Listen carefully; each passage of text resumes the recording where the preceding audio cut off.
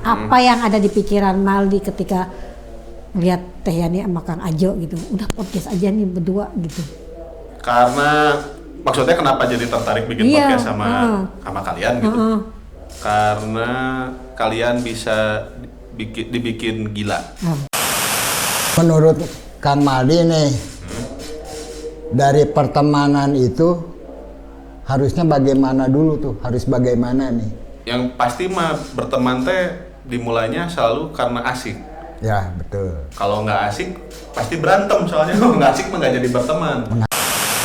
Nah, maksudnya gini, kalau misalnya kita tariknya ke apa tentang bakat ya gitu ya, misalnya bakat atau apa. Kayaknya semua orang di dunia ini teh nggak mungkin kalau nggak ada nggak punya bakat sama sekali gitu ya. Cuman mungkin yang membuat mereka bingung teh, ini mah analisa Maldi aja nya, analisa yang mungkin tidak berdasar gitu misalnya gitu ya. Tapi menurut Maldi, kayaknya kalau misalnya ada orang yang merasa bahwa dia tidak punya bakat teh, jangan-jangan karena dia punya kesenangannya terlalu banyak, akhirnya jadi bingung mau memilih yang mana gitu.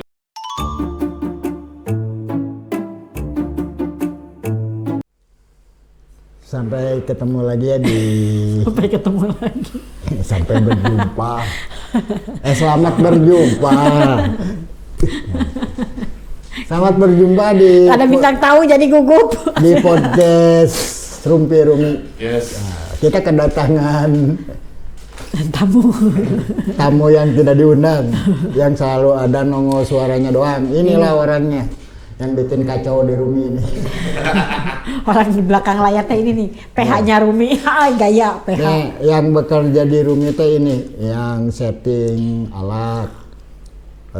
Palu gada. Yang edit ini. Ini orang kaya sebenarnya bayarannya mahal. Asli. Apa kabar Maldi? Kenalin. Apa kabar Kang Maldi? Cewek itu Mal, kayaknya udah ada juga ya teman-teman yang kenal kali ya sama Maldi ya. Ada. Teman-teman saya. Lah saya mah gak kenal ya. Belum tentu kenal, kalau teman-teman yang aja belum tentu kenal pasti Maldi. Ini orang di balik layar yang cuma suaranya doang ternyata. Itulah kurang lebih. Si cantik Maldi. Malda. Gimana Mal? Apanya?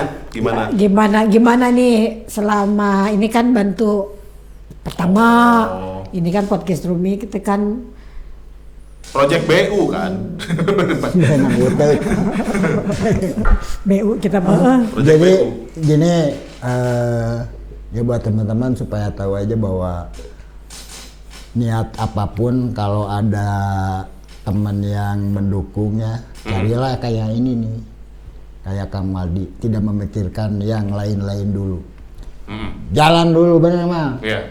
Makanya kita kan udah mau 1000 juga tuh. 1000 bukan episode. Ya mau ke 1000. Mau ke 1000. Bukan. Nah udah mau 1000. Ya, tuh. Itu kan perjalanan kata lumayan orang mah yang lumayan, tapi ada yang tahunan, kita belum setahun aja. Kan itu berkat kerjasama, tekad yang yang hot lah pokoknya, yang semangatnya tinggi. Inilah teman-teman dari kita. Ini mah Maldi mah anak kita sebenarnya mah. Anak Bang Ajo sebenarnya, anak Ajo. Anaknya lebih tua daripada bapaknya ini. Kumisan. Enggak. Apa sih? Tapi ngomong-ngomong, kopi kayaknya enak tuh Bang Ajo. Iyalah ada mahal ini teh. Aduh. Sombong. Gila. Jangan ditutupin dong mereknya dong. Sponsor katanya. Tapi dikasih orang. Makanya enak. Kalau kita mah kan selalu melibatkan hal-hal yang kan partisipatoris, jadi kita bikin apa, orang lain support kan gitu. Tapi ada yang mau ditanyain mah. Apa? Kan kita berteman dari dulu ya, udah lama banget dari proyekan dulu. Tapi pas deket-deket ini inisiatif, pas telepon, udah kita bikin podcast. Apa yang ada di pikiran Maldi ketika lihat Teh Yani sama Kang Ajo gitu? Udah podcast aja nih berdua gitu. Karena maksudnya kenapa jadi tertarik bikin podcast sama kalian gitu? Karena kalian bisa dibikin gila. Emang kita udah gila. Aman. Dia terutama. Bisa dikerjain untuk, bikin ini ya, Mang Ajo bikin ini ya. Nah, bisa, yang lain belum tentu. Terus ini nih, kita kan dulu kalau punya keinginan tuh ngomongnya ke teman-teman kayak teman-teman inilah Maldi dan yang lain. Dulu saya pernah bikin satu acara setahun tanpa punya uang, direkomendasinya sama Kang Maldi ini. Makanya kita jadi di ini. Cari orang yang seperti dia tuh susah-susah. Banyak Mang sebenarnya. Tapi zaman sekarang mah tanda kutip Mang, iya mah ya tinggal dikasih, ini kan cuma minta gini doang. Iya, bisa gini aja. Apalagi sekarang dia tuh jauh loh guys, dari Garut, PP ke Bandung tuh cuma buat nemuin kita yang jelek-jelek. Ya tahu Mang, sebenarnya kan belajar menghargai kemauan orangnya. Bukan karena di depan Maldi. Justru saya pengen membangun inisiatif dan kekreatifan teman-teman teh punya potensi apa sih, terus punya rasa jiwa sosial yang bisa mendukung orang. Susah cari yang tapi gitu. Ya intinya walaupun kita berjarak ya, beda genre gitu ya, lumayan ibarat kayak tapi kayak enak-enak aja gitu ya, Mal, yang nggak ada batasan yang terlalu stabil aja. Nggak ada yang kayak gimana gitu. Orang jaga jarak gimana, enggak, biasa aja kita mah ya, Mal ya. Gimana menurut Maldi? Saya mah sebiasa aja gitu. Menurut Kang Maldi nih, dari pertemanan itu harusnya bagaimana dulu tuh? Harus bagaimana nih? Yang pasti mah berteman teh dimulainya selalu karena asik. Ya betul. Kalau nggak asik pasti berantem, soalnya kalau nggak asik mah nggak jadi berteman. Saling menghargai. Karena nggak pernah berantem sama dia udah hampir ada paling 15 tahun, 20 tahun. Apa? Ya gitu aja, apa tuh? Yang mau diberantemin apa coba? Kita mah kalau nggak enak ngomong aja ya. Apa mau diberantemin? Tapi yang kerasa sama kita mah ya itu saling menghargai, saling mendukung ya. Maksudnya itu mah kayaknya secara alamiah aja keluarnya gitu mah. Kalau Maldi karena kalau Maldi mah punya prinsip gini, mau melakukan apa-apa tuh pondasinya harus berdasarkan itu menyenangkan atau enggak. Iya. Kalau misalnya nggak menyenangkan, misalnya itu menyenangkan, jadinya nggak banyak celah untuk Maldi ngeluh, karena kan menyenangkan. Apa yang mau dikeluhin ya gitu. Kalau apa adanya juga ya. Dinamika ya, maksudnya kalau ada sesuatu yang tidak menyenangkan di tengah-tengah, itu bagian dari dinamika. Kalau misalnya dari awalnya udah tidak menyenangkan, pastinya jadi ini udah nggak akan sampai saat ini ya. Mal jadi asik gitu. Atau kata halayak ramai mah lebih banyak mudorot. Assalamualaikum. Kayaknya kalau memang dari awal udah tidak menyenangkan gitu ya, sekali dua kali kayaknya kita nggak akan lanjut sampai detik ini ya, Mal ya. Terus si Kang Maldi ini yang nyupport saya berkarya. Dia selalu memberi semangat gitu. Timbullah harapan sama saya bahwa saya akan bisa. Gitu. Supaya saya dapat job-joban aja Mang sebenarnya mah. Pokoknya mah simbiosis mutualisme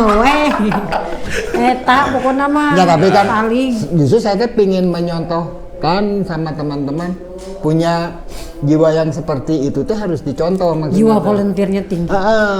Bukan masalah Kang Maldi diagung-agungkan, bukan, tapi jadi satu referensi bahwa sesama teman itu harus saling memikirkan dan saling mengangkat gitu. Ada teman kita yang tanya podcastnya pakai PH siapa nih? PH-nya. Paha. Nih pahanya nih. Itulah makanya Maldi. Belajar dari hal yang sepele dari teman, tapi bisa menaikkan derajat manusia. Nah, maksudnya gini, kalau misalnya kita tariknya ke tentang bakat ya gitu ya, misalnya bakat atau apa. Kayaknya semua orang di dunia ini nggak mungkin kalau nggak punya bakat sama sekali gitu ya. Cuman mungkin yang membuat mereka bingung ini mah analisa Maldi aja nya, analisa yang mungkin tidak berdasar gitu misalnya gitu ya. Tapi menurut Maldi, kayaknya kalau misalnya ada orang yang merasa bahwa dia tidak punya bakat jangan-jangan karena dia punya kesenangannya terlalu banyak, akhirnya jadi bingung mau memilih yang mana gitu misalnya gitu. Nah, udah gitu kan kadang-kadang suka kalau baru sampai bakat. Ada juga yang misalnya mau jalan tapi yang dipikirinnya masalahnya duluan. Mau bikin ini nih, tapi nanti repot Belum lah. apa-apa udah takut gitu. Nah gitu misalnya gitu. Bukan dijalani dulunya. Lu kebetulan Ogut juga begitu, Mang. Teh gitu dulu teh. Tapi terus karena bergaul, main gitu terus ketemu sama guru-guru Maldi lah gitunya yang mengajarkan gini caranya mengeksekusi ide teh gini. Ini cara ini cara kamu supaya kamu bisa main mapping teh gini caranya gitu. Banyak dulu ya kalau boleh disebut ada si Astrid Tresnadi, ada Jiwa, ada banyak sekali gitu orang yang akhirnya teh Maldi jadi punya kesimpulan manajemen Gusti Allah namanya. Tapi mau selain ini pengen tahu sih kan selama ini Maldi tahu banyak di Kota Bandung itu ya tentang organisasi, tahu tuh organisasi di Kota Bandung. Kenapa tertariknya ke Rumi gitu? Ya karena bisa bikin yang aneh-aneh di sini mah. Babas. Sederhana itu aja. Kalau disebut tahu-tahu banget organisasi di Kota Bandung ya enggak juga teh. Maksudnya cuman ya kan memang sebenarnya Kota Bandung kan banyak gitu, tapi nggak pengen cari tahu. Kalau berkawan iyalah gitu. Tapi kalau misalnya justru sebetulnya kan Malim dari dulu nggak tertarik masuk organisasi. Nah itu makanya kenapa Karumi mau karena gitu. Tidak berasa berorganisasi di sini mah gitu. Berasanya kayak masuk padepokan seni. Santuy. Karena kita mah selalu berpola menyenangkan orang lain itu bukan hal yang susah, bukan hal yang gampang juga kadang-kadang ya. Bisa aja. Atau mungkin lebih sederhananya gini, kalau di sini tuh mikirnya kalau pakai bahasanya Mang Anjo berpolanya tuh gitu. Di sini tuh berpolanya adalah gimana caranya berdaya kan gitu. Iya. Nah sebelum kita bikin orang berdaya, kitanya dulu nih harus berdaya nih. Jadi gitu. satu referensi orang. Nah, terus kemudian nantinya akan ada yang ngikutin atau enggak itu terserah. Bonus itu mah. Tapi kalau misalnya kitanya udah berdaya mah pasti ada orang-orang yang pengen tahu ini tuh caranya gimana. Urusan skalanya besar atau tidak, atau misalnya tujuannya tercapai atau tidak, itu kayaknya bukan di kehendak kita gitunya. Kan di sini mah selalu begitu ya, udah jalan aja. Sok mau bikin apa? Pengen bikin ini, ya udah jalan gitu. Jadi misalnya mau bikin apa ini? Kenapa kamu harus bikin itu? Nggak ada pertanyaan begitu tuh. Bebas di sini. Sok tahu kan resikonya. Ya karena gini loh Bang, menurut saya selama ini saya dilihat gitu ya di banyak organisasi gitu. Aturannya kok kayak kaku gitu ya. Ya kalau ya maksudnya gitu kan. Ya ada gitunya gitu. Nah saya sendiri tuh juga merasakan itu kan, tapi saya pengen punya prinsip ketika saya punya lembaga saya sendiri gitu ya. Ya nyantai aja gitu, nggak usah kita mah bukan ASN gitu. Ya maksudnya gitu. Yang penting berjalan gitu, kita punya keinginan tapi nggak berjalan, malah cuma. Ya. Tapi kan tiap ada keinginan ini mah contoh yang baik lah menurut saya mah. Saya tiap punya kemauan apapun, pingin ini, tapi dikerjain gitu. Walaupun skala kecil ya. Skala kecil apapun, dari saya mahat, dari saya main musik gitu. Kata orang, ada memang bisanya segitu. Itu mah up to you lah. Gimana mereka? Kayaknya up to you. Padahal ini guru sastra Inggrisnya mah. Ya, ini kan sebagian contoh kalau mau berkarya itu betul. Begitu maksud saya, tong mikiran orang lain, kata orang kamu mah masih di bawah levelnya gitu. Itu kan bukan jadi terangsang ya, orangnya jadi boring mah. Intinya mah mau memulai dari yang kecil gitu kan, jangan kayak kita mau mulai jualan gitu ya, belum apa-apa udah takut bangkrut kan nggak akan berjalan. Terus iya. Terus belajar ini mah yang sangat susah. Belajar mengangkat orang lain supaya dia semangat. Kadang-kadang sifat itu teh kayak yang lebar batin mah gitunya. Apa lebar? Sayang gitu, sayang kalau orang lain naik. Kalau kita mah kan lihat orang lain maju teh alhamdulillah banget. Apalagi pernah dibantu sama kita gitunya, dibantunya bukan sama uang, bukan. Sama dorongan, dari semangat, motivasi. Itu. Kalau pingin dari satu kelompok itu menjadi sesuatu tuh emang harus begitu di dalamnya gitu menurut saya. Tapi lagi Pak, nanya lagi. Ini kan konsisten sampai saat ini Maldi sampai ngebela-belain dari Garut, PP ke Bandung hanya demi kita. Saya mau nanya, dibayar berapa sama Kang Ajo? Dibayar apa dan berapa? di kita ini teman-teman belum ada yang dibayar. Karena nggak pernah ribut soal kata Kang Ajo mah. gitu. Nggak Jadi pernah ribut. di sini mah bayarnya masing-masing. Bayar masing-masing gitu. Ya, Saya ini bayar sendiri buat Yani. Mang Maldi bayar sendiri buat Kang Maldi saya. Karena ini kerja kolektif ya, maksudnya nggak tahu mungkin karena saya sendiri juga tumbuhnya bukan di lingkungan yang begitu gitu loh, lingkungan korporat gitu atau apa. Walaupun saya juga tetap mencari uang dari tempat yang lain gitu, karena iya mah kalau istilahnya gini lah, nanam saham. kalau ini mah fun, kalau ke tempat yang lain memang bekerja gitu, misalnya gitu. Ada pos-posnya lah gitu. Tapi di luar itu tadi yang menarik justru tentang skala aktivitas gitunya. Misalnya Mang Ajo selalu memulai ya kalau misalnya memang mau dikerjakan ya dikerjakan saja. Misalnya gitunya. Terus kata Teh Yani skalanya walaupun misalnya skalanya kecil. Kalau menurut Mali kalau kayaknya sih semua karya kalau misalnya kita pakai minjem istilahnya karya gitu. Karya tuh mau jelek mau bagus pasti dapat muaranya, pasti akan ada yang bisa menikmati gitu karya itu. Nanti ukurannya akan banyak atau enggak yang menikmatinya gitunya itu tinggal pintar-pintar kita bikin kemasan misalnya gitu. Ya udah nanti di marketingin apa segala macam. Tapi pasti akan ada yang menikmati. Karya itu kan menurut saya kalau berkarya kitanya mikir duluan malah mau jadi. Ya enggak, ya itu betul. Jadi kalau misalnya kita selalu mikirnya tentang resikonya duluan gitu, resikonya yang dikedepanin nih, ya jangan-jangan malah nggak maju-maju karena terlalu takut. Tapi jalani gitu. Nah ini juga yang akhirnya maksudnya gini, kenapa kalau nyambung ke pertanyaan yang pertama tadi, kenapa sih kok pengen bikin podcast ya? Bentuknya teh kenapa podcast gitu? Kenapa nggak bentuk ke aktivitas yang lain? Kenapa saya nggak mengajak kenapa saya nggak propose ke Teh Yani dan Mang Ajo Mang kita bikin fun run yuk gitu misalnya. Pertama karena saya nggak olahraga gitu.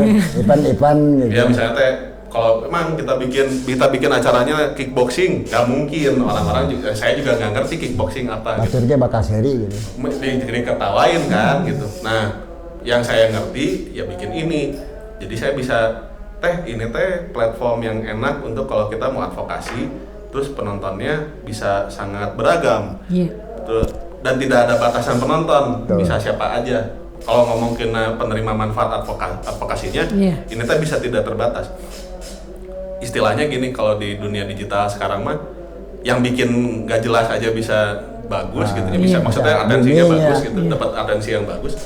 Masa kita yang bikin sesuatu yang dalam tanda kutip pengen merubah generasi ke depan tuh jadi lebih baik gak bisa dapat atensi yang bagus sih gitu, misalnya gitu. Nah, Teh Yani dan Mang Ajo menurut Maldi udah cocok untuk ada di depan layar gitu Teh. Nah ini makanya, wah ini kayaknya seru nih gitu pas ngobrol-ngobrol sama teman-teman yang lain juga harus dicobain nih. Ini harus dicobain jadi produk dulu dalam tanda kutipnya si podcastnya harus dibikin dulu dan lain-lain. Enak ternyata kan? Iya. Nggak kerasa juga. Nggak kerasa orang ngobrol, ya bayangin aja nih ya teman-teman yang nonton di luaran sana. Saya bukan mau peres, tapi apa yang terjadi di podcast itu kalau kamera dimatiin ya masih begitu juga sebetulnya. Ngobrolnya, berantemnya masih kayak begitu. Jadi itu yang saya coba tangkap gitu, bahwa istilahnya sangat natural gitunya kalian tuh gitu. Karena di podcast dengan keseharian nggak ada bedanya. Sama. Ya hampir nggak ada bedanya cuman yang kalau di podcast mah ada tema yang memang harus dikejar misalnya gitunya. Kalau yang ngalor ngidul gini ya udah ya kayak begitu aja gitu, berantemnya apanya gitu. Nah inilah bentuk kesederhanaan ini yang kita sebetulnya bisa bikin karya lah gitu. Kita bisa bikin karya dari sesuatu yang mungkin sangat sederhana. Seperti apa? Seperti ngobrol misalnya gitu. Ngobrol mah yang keseharian ya, ini yang kita biasa bikin gitu. ginian kan sebetulnya ini ngobrol yang kita jual kan gitu. Jadi apa barang jualannya? Ngobrol dikemas gitu. Dikemas dijual. Mungkin ya malah intinya mah jangan tahu untuk memulai dari hal yang kecil aja. Gitu. Nah, mudah-mudahan teman-teman yang nonton podcast kita tuh iya ya.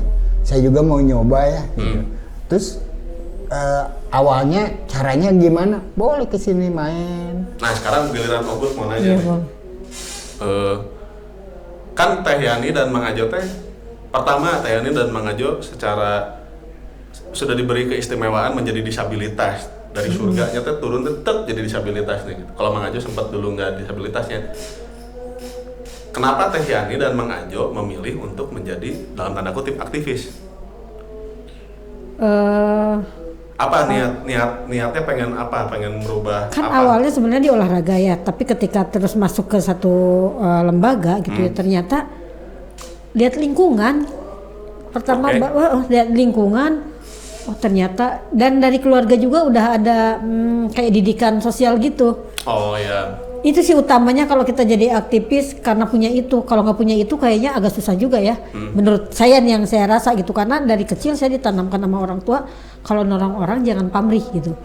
Itu kalau nggak ada itu kayaknya kita jadi aktivis tuh bukan jadi hal yang sulit gitu ya. Hitung-hitungan ujung-ujungnya. Kalau jadi menurut matematis aku, ya? Iya. Dari situ kita banyak melihat orang, saya sebagai disabilitas tapi saya masih bisa hidup dengan suami yang sama-sama disabilitas gitu. Saya masih bisa punya anak, mendidik anak, menyekolahkan anak.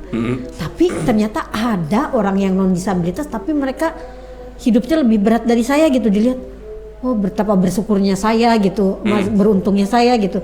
Dan dari situ semakin tinggi ingin menjadi aktivis. Itu kan luas ya, aktivis itu luas kan. Ketika bersosial, ketika kita menolong orang dan sebagainya gitulah, yang lain sebagainya, itu kayak santuy aja gitu, dan kita nggak bisa lepas dari itu loh, Mang. Susah pengen lepas, sempet itu tapi pengen, sempat pengen apa? Pengen nggak mau lah. Sempet main hidup yang normal-normal iya, aja. gitu, tapi kayak jadi di rumah tuh malah jadi jenuh gitu. Jadi uring-uringan. Jadi nggak bisa. Karena janji saya dulu waktu sebelum nikah ke Kang Ajo, tapi jangan larang saya untuk tetap hidup berkegiatan gitu kan. Sampai mau melahirkan seminggu baru saya cuti, kemudian baru sebulan habis melahirkan sudah aktivitas lagi gitu kan. Dulu di lembaga Nuteteh dulu. Iya kayak gitu. Makanya pengen lepas sampai sekarang susah gitu. Ditanya kok bisa hidup dari mana, ya nggak tahu gitu. Dan itu mah percaya kalau Allah rezeki mah. Nah kalau Mang Ajo gimana? Kalau saya masih sebenarnya bukan ini ya, takut dibilang so gitu. Rasa ingin, nggak maksudnya emang Anda sombong. Rasa ingin membantu orang teh karena saya sebagai disabilitas pas usia 15 sampai 17-an beda pola pikir kali ya. Bahwa keinginan saya ingin begini, pas melihat kenyataan saya tidak akan seperti itu gitu. Tapi pas saya bergaul ya. Gak usah sedih. Kenyataan gimana maksudnya? Ya maksudnya dengan keadaan saya maksudnya. Oh iya. Pas di usia itu kan lagi brutal gitu. Maksudnya lihat orang, orangnya asik ya main musik gitu. Terus dengan passion yang kita senengin gitu. Sempat saya nggak mungkin gitu, tapi itu teh dilabrak ku saya memang.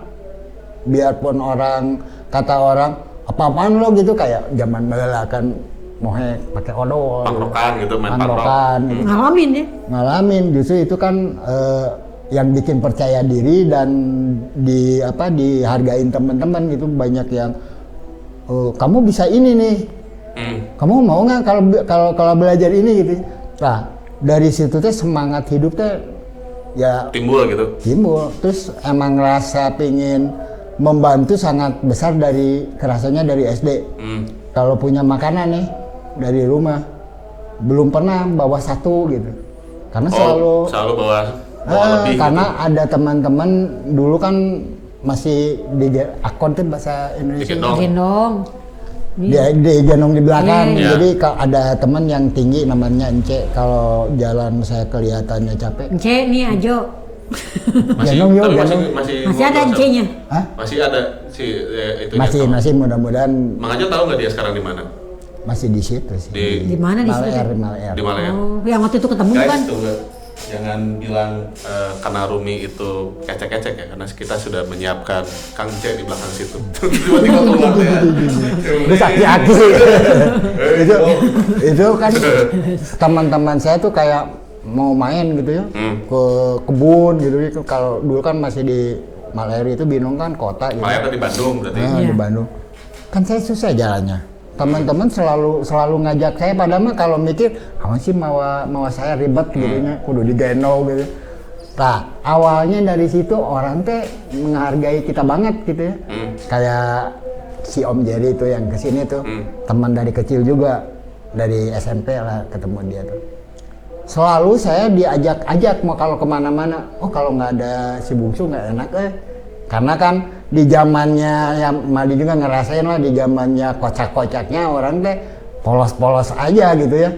Biarpun karena di daerah saya tuh yang disabilitas cuma saya sendiri. Oh, pada saat itu teh. Nah, waktu di Binong saya sendiri, waktu waktu di Sukasi yang dekat Om Jerry itu disabilitasnya saya sendiri. Jadi kalau apa-apa tuh ajak si Bungsu. Akhirnya karena pengalaman itu, Mang Ajo memutuskan untuk menjadi aktivis gitu. Menjadi aktivis karena saya juga perlu dibantu orang gitu.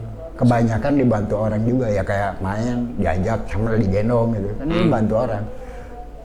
Dibalikin gitu, bahwa orang juga kalau dibantu kita seneng. Makanya sampai sekarang klubnya sama